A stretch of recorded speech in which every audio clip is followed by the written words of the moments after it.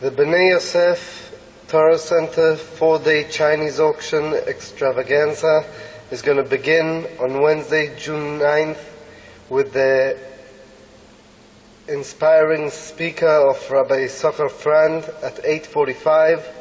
Thursday afternoon, June 10th, Rabbi Ozeri is going to speak at 12 p.m. And on Sunday we're going to have the carnival from 12 till 5 p.m. at Bnei Yosef, 1616 Ocean Parkway, corner of Avenue P. Anybody who wants more information or to donate, please call 718-627-9861. Come and bring all your friends. Thank you. Tizku mitzvot. Good afternoon, ladies. We are studying today Parashat Bamidbar. We are also a few days before the holiday of Shavuot, which is called Zeman Matan Toratenu, the time, of course, that we received the Torah. So we will also direct some of our comments today in preparation of the great holiday of Matan Torah. Just a few ideas from the Parashah firstly. The Parashat Bamidbar talks about how the Jewish people traveled in the desert. The Torah goes into detail to tell us the formation of their travels, which means it wasn't a parade of people just walking in single file. Every tribe stood in a special spot that was designated to them by Moshe Rabbeinu as given to him by God.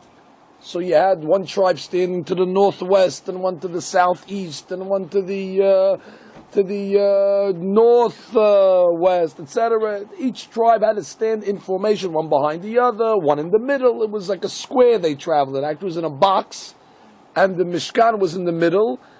And the pasuk says, "Ka'asher yachanu ken yisa'u," that just like the way they camped in such a formation, in that square box formation, so when they traveled, also they traveled in that formation.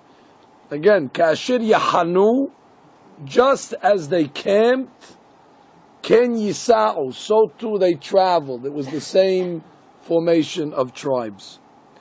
But I saw an interesting derashah that we can learn from this pasuk that applies to us. We see that many people, when they're at home, they're very meticulous in many laws. For example, kashrut. They wouldn't even think of going into a restaurant that did not have a hechsher, or they wouldn't even think of not praying in the minyan, or not fulfilling certain mitzvot of sini'ut, of modesty. However, when they go on the road, as we mentioned many times, when they travel, they become less meticulous. Then already they start to compromise. They'll go into a restaurant that might not be kosher, but they'll just have a salad, or have something that's cold, or they'll make a rationalization, something that would be beyond them to do when they were in the confines of their own home, in their own community. The pasuk is telling us over here, Ka'asher yachanu, just like you act when you are camped, means when you're home, ken yisa'u, so too when you travel, it should be the same level, it should be the same standard. One should not travel and lose the whole standard. This could be said also not only on a vacation, when one has to leave the country or go somewhere for relaxation, etc., but it can even mean when people go away for the summer to their homes, which means many people have summer homes. But the pasuk says, be careful, even if you're going to your own home, but if you have a mentality of vacation, sometimes a lot of the standards that we might have during the winter months, they shed very quickly during the summer months. And therefore the Torah is telling us, as a Jew, it's Ka'asher Yachanu, just like when you're camped in your permanent residence, you have a certain standard of religion, Ken Yisa'u, when you travel, whether it's abroad, whether it's for a vacation, or whether it's for a summer, or even it's for a weekend, one has to still maintain, just because he's in a different state and it's a different climate, And because the rest of the world might be a little more loose in their behavior, a Jew is demanded to be consistent in his behavior under all circumstances. But I saw, it's interesting, the Hafetz Chaim, it says, used to travel with a sealed bag whenever he went away. And I know it's going to sound a little morbid, but when they opened the bag, they found that he used to carry with him shrouds. They asked him, what purpose to carry with you shrouds? He said, I only carry it when I travel because there's the tendency to be a little more lenient and a little more lax, and therefore to remind himself and to keep life into perspective, so he would carry tachlichim of emet with him, and know that he shouldn't hasvish. I'm not advising you to do that, by the way, into your suitcases and in your luggage to carry shrouds, but it shows you how careful you have to be when you're out of your environment. I saw another explanation to this pasuk. They explained this pasuk regarding Shabbat. There are different ways to keep Shabbat. One is on the physical level, and the other, obviously, on the spiritual level. Hakamim tell us that Shabbat is not merely about dressing in our finest clothes, which is commendable, not only eating the delicious foods, l'chvod Shabbat, which is proper and according to the halakha, but Shabbat is also a day of rest, not only rest of the physical, but rest from the physical. Rest from the physical means that it's a day that we devote to our spiritual needs. The Zohar tells us that we have an extra neshama on Shabbat. The day is supposed to be spent with Shabbat things. Shabbat things means studying the Torah, maybe reading a book of Torah, if it's the ladies, spending time with our children, spending time at the Shabbat table with the Divrei Torah from our children, singing the Pizmonim. It's a time where we're able to devote maybe to sneaking out in our busy schedules to go to a shi'ur of a rabbi or a lady that's giving a class maybe on Shabbat. This is what the Shabbat is for. It's not merely a day of leisure. Saturday and Sunday are two different days. Although the Goyim call it the weekend, and to them Saturday, Sunday, it's just a lax 2 days where you do nothing and you just hang around. Shabbat is not hanging around. Shabbat doesn't mean that we just put on our leisure clothes and, so we don't turn on lights. It's much more than that. Shabbat is a day for spiritual accomplishment. And we said many times that one lady once asked, how can she protect her child from the looseness of the philosophies that are on college campuses? College campus, we know today, is the most liberal thinking. How can one protect themselves and their children that they should not fall into the trap of that foreign philosophy? And the rabbi answered, tell your son to keep Shabbat and let him keep it on the strictest level and let him involve himself only with learning Torah. Don't read a newspaper, don't read any secular books, just only Torah, Tefillah, Pizmonim, etc., only religious things. And the Kiddushah of Shabbat, he said, will travel with that child for the rest of the days of the week. If your Shabbat is Kodesh, that Kiddushah will protect the person for the 6 days of the week. Now, ladies, who needs more protection than members of our generation that are bombarded 6 days a week with the filth and all the perversions that are taking place wherever we go? Recently I was told that how prophetic the rabbi's words were 30 years ago when they spoke bloody murder against bringing a television into one's house. And everybody thought at the time it might be considered exaggerated. I only know what I'm saying secondhand now. But they told me that it's possible today, Rabbi, on regular television, I'm not talking about cable television, Channel 2, Channel 4, Channel 7, the regular channels, where you can see homosexuality glorified. Shema Yisrael, who would believe such a thing can come to such a medium? But our rabbi saw it 30 years ago. 40 years ago when they were screaming, this cannot be, nothing was taking place 40 years ago on television. It was clean. He said, Rabbi, what are you screaming? You're exaggerating. But they saw exactly where it's going to end up. And now today, how could we monitor that? So you say, okay, we're not going to let our children watch cable. We're not going to channel 2. You're not going to let them watch either. We're going to be with them. They're going to turn it off for 1 second. They should see such a lifestyle glorified. So they're zapped for life. Finish already. They're ruined. In one image of a few seconds, the child is tainted for the rest of his life. Fortunate is we never saw such images. Till today, we still never saw such images, thank God.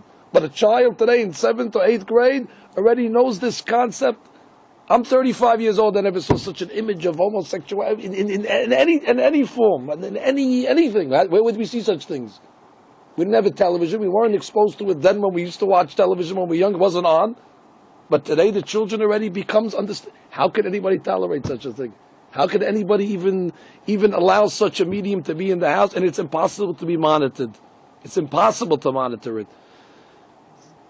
Therefore, the rabbi said, Kiddushat Shabbat protects a child and a person throughout the rest of the week, that he should not become tainted from all the other things that are taking place against society. Of course, if a person is sitting in front of a television set and watch, nothing could protect them. We're talking about where a person does his effort and still he'll be protected from all the other things that inadvertently he sees and inadvertently he hears. But if a person puts himself in a lion's den, nothing will protect him. He can keep Shabbat like the Hazon Ish, but nothing's going to protect him when that happens. So the Pasuk is telling you as follows: Ka'asher yahanu, as you rest, which means as you keep the day of rest, Ka'asher yahanu, the way you rest, the way you keep Shabbat, ken yisa'u, that's the way you will travel for the rest of the days of the week. The rest of the days of the week will be measured of success based on how you keep the Shabbat. The Pasuk then continues and tells us about the children of Aaron and Moshe. I'll read you a Pasuk. It says, Ele toledot Aaron and Moshe. These are the children of Aaron and Moshe. B'yom diber Hashem el Moshe b'Har Sinai. And then it says, Ve'ele shemot b'nei Aaron, HaBechor Nadav, Avihu, Elazar, Itamar. The Pasuk starts off and tells us these are the children of Moshe and Aaron. And then it only lists us the children of Aaron. It doesn't list us the children of Moshe. So the Gemara says from here we see that the children of Aaron were considered the children of Moshe. How? Doesn't mean biologically. So the rabbis say from here we learn a lesson that somebody that teaches a child Torah, it's as if he fathered him. It's as if he bore him. And therefore Moshe taught Aaron's children Torah, and therefore the Torah puts him down. These are the children of Moshe. So the rabbis learn a very important lesson from this. Really applies more to teachers, but it's important that you as parents hear this so you know exactly what's expected from teachers. From here you're learning that a teacher must look at the student not as a student where he's imparts information and then receives a paycheck for fulfilling his job loyally or dutifully.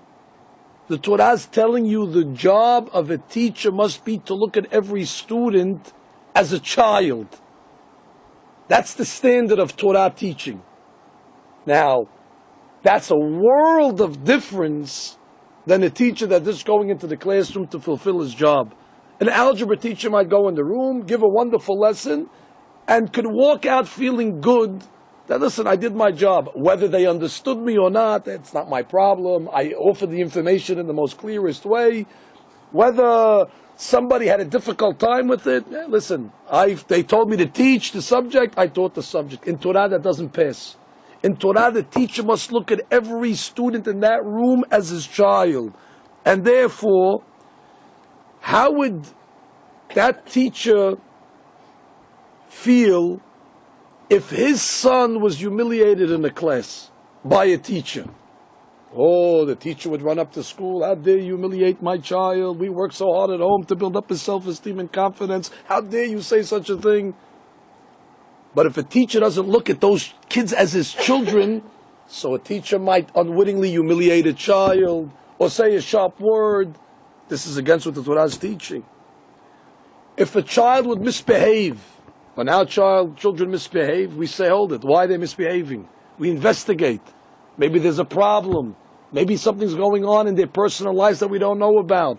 A teacher, when he sees a child misbehaving, it's not enough for a teacher to reprimand the child, go to the office. If that was your son that was misbehaving, how would you treat it? You take the child on the side. Is there anything wrong? Something happened? Someone bothered you? Someone said? We always know that misbehavior is a result of something. Children react. So a teacher that looks at the student as a child would investigate the cause of misbehavior. How would we feel, or how would a teacher feel if his son or daughter was being neglected in the classroom because there were brighter students that the teacher was giving all his attention to? Of course, as a parent, we'd run up to school and say, it's not fair. We're paying just as much tuition and we have just as much as right as everybody else in the class. Why is the teacher only teaching 4 kids and everybody else not? When a teacher sits in front of a classroom, he or she must look at everyone as a child, and therefore everybody deserves an equal education. If your child wasn't the brightest boy, what would you tell the teacher? Don't teach him, leave him alone, just let him sit in the back and play tic-tac-toe? Of course not. You'd want him to study. As a matter of fact, it even goes so far when a school is forced to expel a child, which should really almost never happen. But there's always exceptions to the rule where there is no choice by the institution. They have to let a child go. And I repeat again, it should almost never happen in a yeshiva system. But you could never say never, because there's always that exception that might warrant it. But I want to ask you a question. In a home, sometimes it warrants that a parent in extreme circumstances must tell one of the children, you can't live here. The child's on drugs, the child is doing all sorts of bad things, and it's influencing all the other children in the house. And the parent does everything in order to try to rehabilitate the child, but it doesn't work. The last advice, where he has no choice, he has to tell the son, listen, you can't live here until you're going to change your ways. And the child packs up his suitcase and goes. I ask you, does that parent sleep that night? Does that parent ever sleep after this? The parent did what he had to do, but it's not with great anguish, it's not with great pain, it's not with great sorrow. A teacher that can have a child expelled from the class has to look at it as if it's his son. If a teacher says, I got rid of him, now my life is better. A teacher must lose sleep over this. A teacher must be contemplated and recontemplated hundreds of times before he could would you do that to your son? It's a different level. There was one rabbi, Rabbi Dushinsky. Rabbi Dushinsky once, as chief rabbi, they came to him, they said, Hacham, there's a boy in the yeshiva, he was misbehaving, and they gave him a whole story. We're forced to expel him. We need your permission to do it. The rabbi thought, he looked at other options, and he concluded that there is no choice. We must throw this boy out of the school. But the rabbi said for the rest of his life, he fasted on the day that he made that decision. He said, this is the most tragic decision that I had no choice to make. It's like the destruction of the temple. And therefore, he says, to me, that day when I had to make that decision was Tisha B'Av. Look at the care. Look at the sensitivity the Hachamim had when it came to dealing with children studying in yeshiva. It wasn't the flippant decision. He's bothering the classroom. Okay, let him go somewhere else. We're talking about generations of generations over here. One rabbi said, I think it was the Hazon Ish, when they asked him, can they expel a certain boy from the yeshiva? And he said, today we do not have the Sanhedrin. Only Sanhedrin can make such decisions because it's a capital crime over here. You're talking about dinei nefashot. Today we don't have the right to kill somebody. By throwing a person out of the yeshiva, you're killing him. Where's he going to go today? What are you going to send him to public school? A yeshiva can't so arrogantly say, well, it's not our problem. It is your problem. It is your concern. You have to deal with this issue. So it has to be dealt with the proper ramifications. When Cain killed Hevel, the Pasuk writes, Kol deme achicha so'akim alay min ha'adama. God tells Cain, the bloods of your brother are crying to me from the ground. The rabbi said, the bloods? The blood of your brother. What does it mean, demeh? And God told Cain, by you killing Hevel, you killed all his descendants. All the Hakamim that was supposed to come out of Hevel. All the good, righteous people that were supposed to come out. You cut his lineage. All the bloods of this child, Hevel, are crying to me from the ground. All the lost potential. And therefore, to throw a boy or a girl out of the yeshiva without sleeping on it and resting on it and consulting Gedolim and Hachamim and making already this is considered reckless behavior. However, in defense of the yeshiva, although we demand our teachers to treat our children like their children, but we may question our demands that we put on a teacher, where we put 30 or 40 children in a classroom.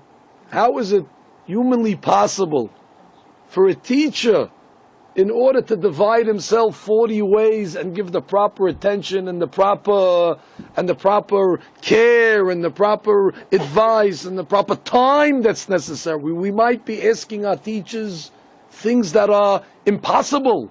Maybe in the olden days where there were 7, 8, 10 children in a classroom, maybe that was already expected from a teacher to do such a thing. And of course, when a teacher looks at his paycheck at the end of the month, that usually never comes at the end of the month because the yeshiva is always in deficit. So he might have to get paid every 2 or 3 months. And when he finally gets it, he looks at the meager salary that he's making. So he says, what am I killing myself over? I'm going to kill myself now. What? After school I have no time to talk to a student after school because I have to tutor and I have to teach another class and I have to go sell tomatoes and I have to do 6 other jobs in order that I should make a normal living like a human being. So when our teachers are underpaid, so therefore we're not allowing them to treat our children like children because they cannot do it as a full-time job. They're forced to split themselves in many ways, and therefore the obligation is both. There is an onus on the teacher, but there's also an onus on the community to see to it that our teachers are compensated properly and that they're paid on time and that their classrooms are limited in order that our children can receive the best education. I saw from one of the rabbis, there's a song that we sing on Friday and Saturday night, Motzei Shabbat. We say, Hamavdil ben Kodesh lechol, Hatotenu yimchol, Zar'enu v'chaspenu yarbe kahol, v'kachochavim balayla. We say, God, Hamavdil ben Kodesh lechol, you're the one that separates Shabbat from the rest of the days of the week. Please, God, Hatotenu yimchol, forgive us for our sins. And then we say, Zar'enu v'chaspenu yarbe kahol. God, we want to have a lot of children and a lot of money like the sand on the earth, like the sand on the beach, and like the stars in the sky. So I always wondered, of course, it's a very noble thing to pray for an abundance of children, but you don't really find too often where Jewish people pray for so much money. I mean, we don't know what people do privately in their prayers, but this is a song written by Hachamim. For them to go to such an extent, we want so much money like there's sand on the beaches. Oh, that's a little exaggerated. You want money, okay, you want to live, you want to pay your bills, but to go to such a level, we want to have so much money like the stars in the sky. Doesn't that go against everything the Hakamim teach us? Don't be materialistic, don't look at the things, be happy with what you have, God gives you what you need. Then we start asking, Bill Gates, we want to have money like Warren Buffett. What does it mean over here? So I think I saw once from Rav Shimon Schwab, he explained that we know that it's not easy to educate our children. So we ask God, please give us a lot of children. But we know, Baruch Hashem, with all the children that this community is blessed with, if the community is not going to be blessed with funding, so then these children over here are not going to be able to receive an education. Because we're going to say, we don't have enough money to open up another class. We don't have enough money to get another teacher. We don't have enough money in order to bring another rabbi or to make another program. The yeshiva is limited in funding. What can we do? So we pray to Borei Olam, Zar'enu. Please God bless our children. The children of the community should multiply tenfold, 100-fold. But we don't want to be derelict in our responsibility in educating them. And without money, we can't educate. Imagine if we have unlimited funds. Just think in a world where we had money like the sand on the beach. We'd build yeshivas square blocks long in Manhattan.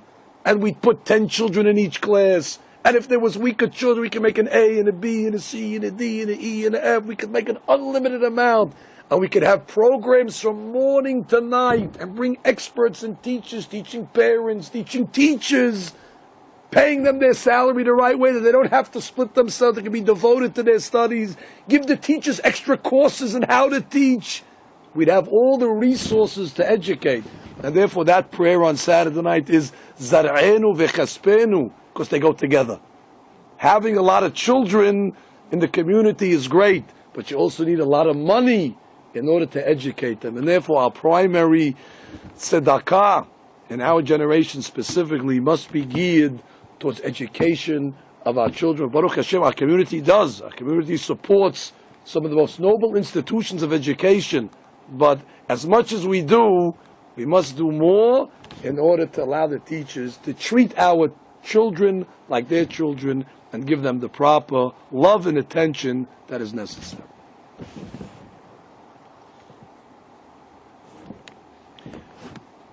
We'll say a word on Shavuot. Although there is a custom that the men stay up all night on the night of Shavuot and study Torah, ladies should not feel that Shavuot is a man's holiday exclusively. Quite the contrary.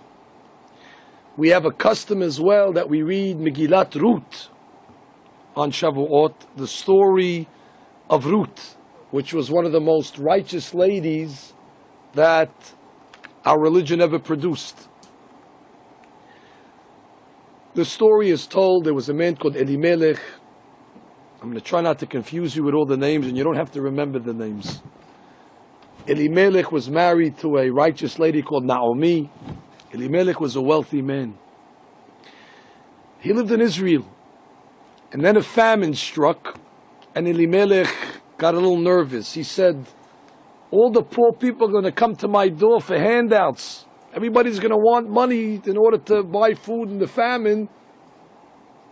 I don't want them to deplete my resources. So he told his wife and his children, we got to get out of here before they come and loot us. Elimelech made a mistake. Instead of staying with his people, he abandoned his people. Could you imagine the Jewish people, as long as they saw Elimelech living with us, okay, we know we have the magnate living with us, he'll bail us out. Once he picked up and moved, it broke the spirit of the Jewish people. Where are we going to go now? God punished Elimelech. Elimelech lost all his wealth. After he lost all his wealth, he himself died. Naomi became a widow. Lo alechem. Naomi had two sons, Mahlon and Chilion. Mahlon and Chilion married outside of our religion, according to many opinions. You see, it's a progression. You move out of the settlement of Jews, they moved to an area of Moab, which was all Goyim. The father died. Mahlon and Chilion now were raised in a foreign environment. They saw two beautiful girls. They were actually princesses. Their names were Ruth and Orpah. Mahlon married Ruth. Chilion married Orpah. They were princesses. You have to remember, Machlon and Kilyon also came from a royal family. They were dignitaries, so they were attracted to such ladies. Machlon and Kilyon died also. Now you have the saddest story.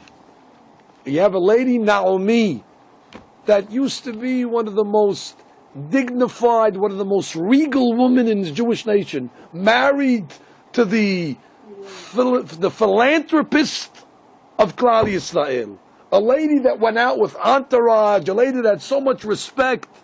Now she's bereft of a husband, she's bereft of her children, she has not a penny to her name. The Gemara says they didn't even have shoes to wear. And she has 2 daughters-in-law that are goyot, no less. And now Naomi, she sees the world turned on her.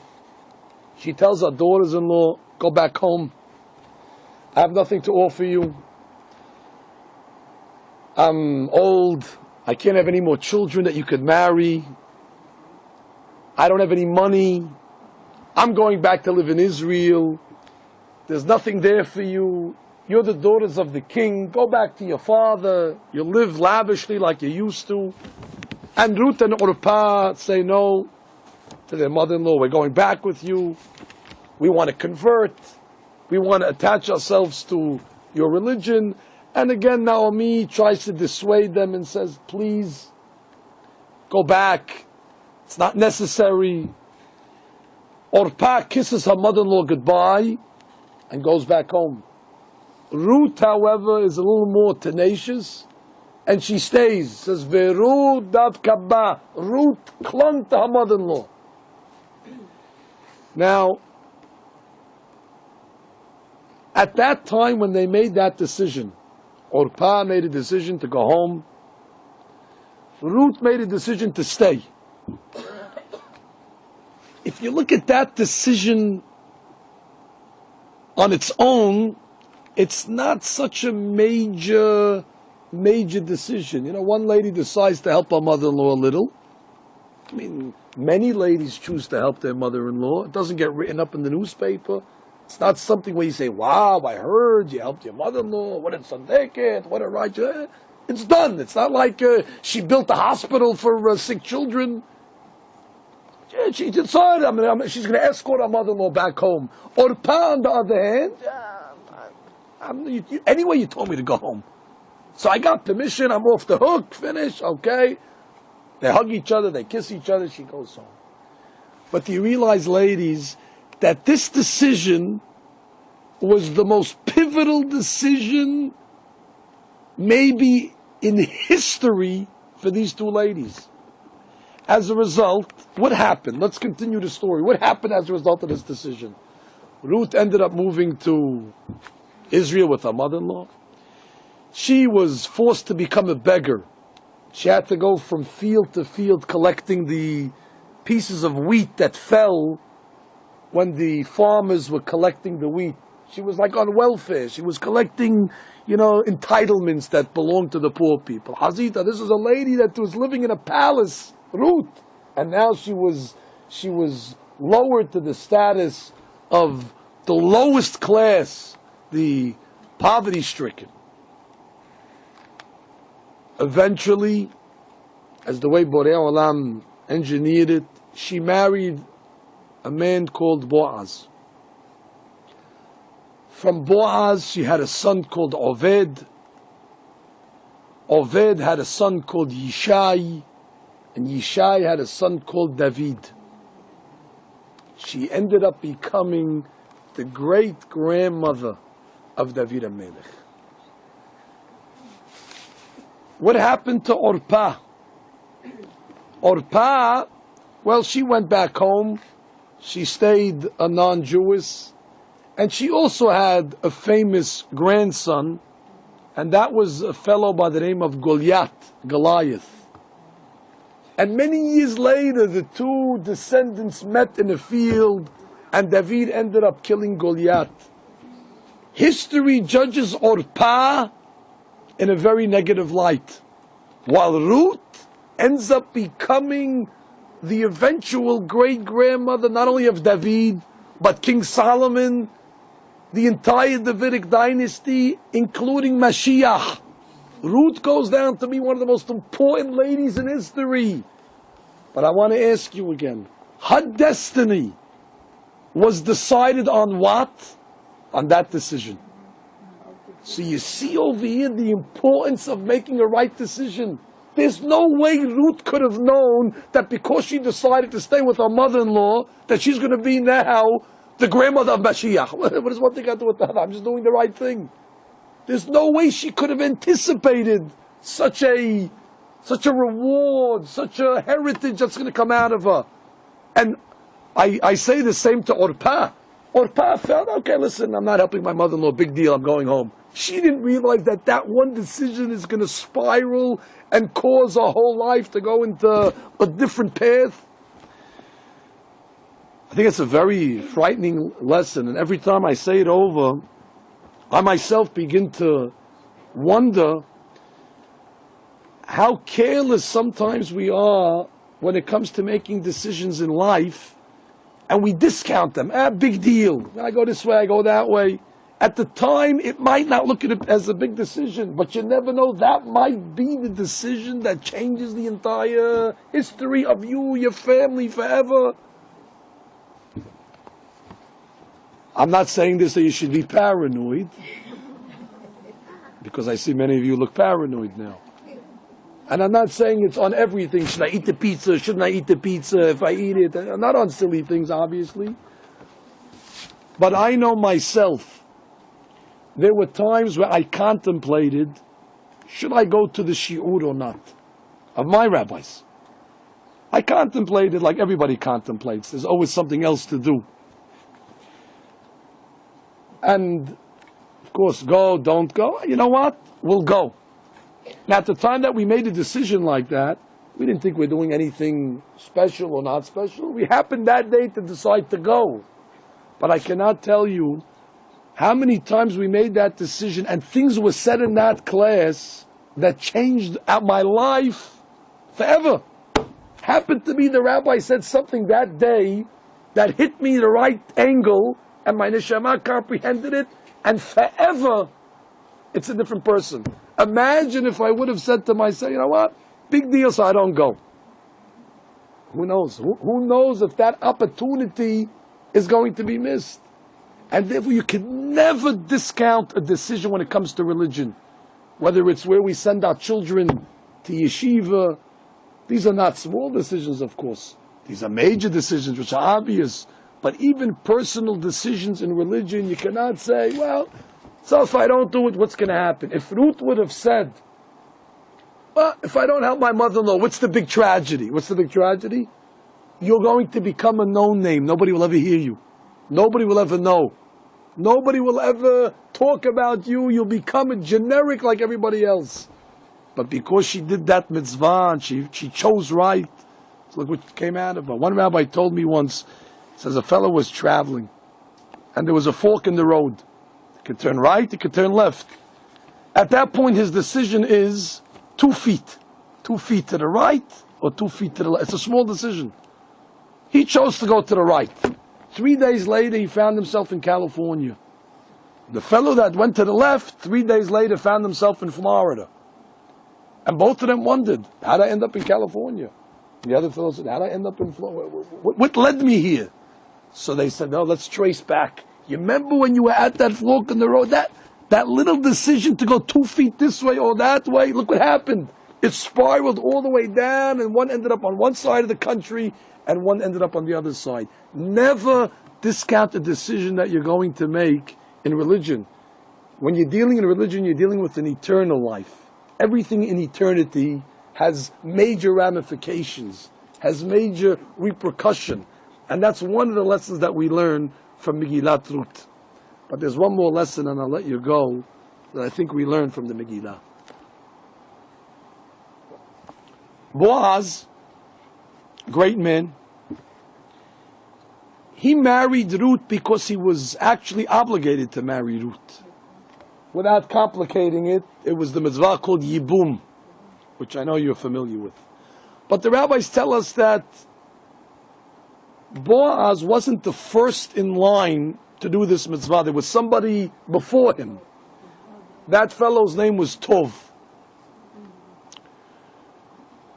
So Boaz committed to Ruth and said, listen, I'm willing to fulfill the mitzvah, but we have to follow the protocol. There's somebody before me. Let me go give him right of first refusal. If he refuses, I'm in. So he tells Ruth, I'll get back to you today. I'll handle it today. In one day, Boaz has to find this guy Tov. He tracks him down. He tells him, listen, I need you to fulfill this mitzvah. Tov refuses. I'm out. I don't want to get involved with it. For whatever reason, he's not interested. He says, fine, you're not interested? Okay. Now I'm up, I do it. But it wasn't so simple. In order to marry Ruth, there was a real estate deal that had to take place also. So Boaz now had to get papers and make a real estate deal and do and sell and buy, whatever it is, to get the real estate in order. Then he had to go to the Sanhedrin, because first he had to make sure that he's allowed to marry Ruth, because there's a whole controversy. She came from Moab. It wasn't so clear that you're allowed to marry converts from Moab. So Sanhedrin, in an emergency meeting, ruled legal. Boaz does all this in a day. I want to ask you a question. Any one of these things that he did could usually take weeks or months to do. Real estate is obvious. You can't buy a house in a day. The richest person who has millions of dollars, you need a title, you need papers, you need lawyers, you can't just go buy houses. You can't give a guy $1 million, get out of your house, give me the keys. There's a system. It takes a lot of time. He made the real estate deal in a day. Maybe negotiating with Tov took a couple of minutes. But I ask you, ladies, how difficult do you think it is to get the rabbis to get together in a meeting? So I think it's so simple. If today we call the rabbinical council meeting, no, I'm sorry, I'm busy, I can't do it today. Oh, when could you make it? Tomorrow? All right, we'll do it tomorrow. I call the other rabbi. No, tomorrow's no good. When do you want to do it? We'll do it Sunday. No, Sunday's no good for that guy. How is it? When could you ever get 10 rabbis to sit in the room at the same time? Here he calls an emergency meeting. He gets all the rabbis to sit down. Miracle speed he worked at. Gets married to Ruth that night. Ruth becomes pregnant that night. And the next morning, Boaz dies. Boaz died the next morning. They were only married one night. Amazing. Ruth buried two husbands, Mahlon and Boaz. And the rabbis learned from over here. You learn from Boaz, what does it mean to be zealous when it comes to doing the mitzvot?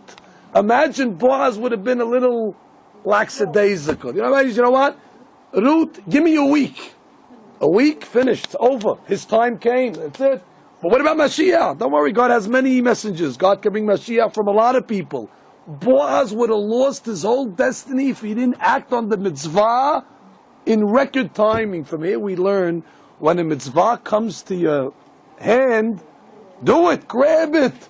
Don't say tomorrow. Who knows what tomorrow? We should all live to 120 and we should be happy and healthy. But who knows? If the king came to me and said, you can go into my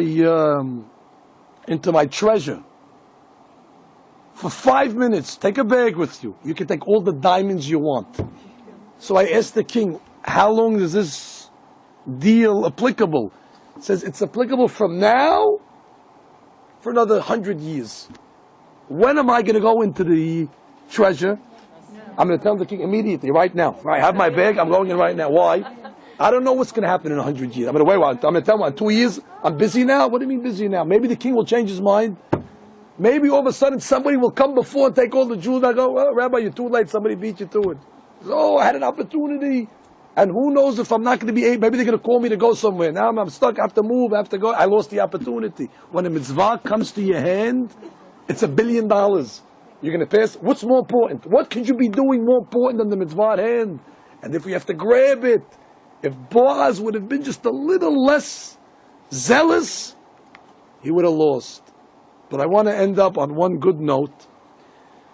The Pasuk writes that Boaz blessed Ruth. Boaz told Ruth, Yeshalem Adonai pa'olech, uti maskurtech shelema me'im Hashem. God should bless you and pay you full reward for all that you did for your mother-in-law. God should pay you greatly. Maskurtech shelema, full payment. So I saw one explanation on these words, Maskurtech shelema, that Boaz was telling us something else. Ruth lived a very long life. She lived to see not only David, but she even lived to see Shlomo, her great-great-grandson. And Shlomo, the wealthiest man of his time, the most powerful man of his time, the wisest man in history, he built the Beit HaMikdash, and it says he had a special throne that he built, and it says he built it for Em HaMelech. The Gemara says, who's Em HaMelech? The mother queen. Who is the mother queen? Ruth. Imagine that.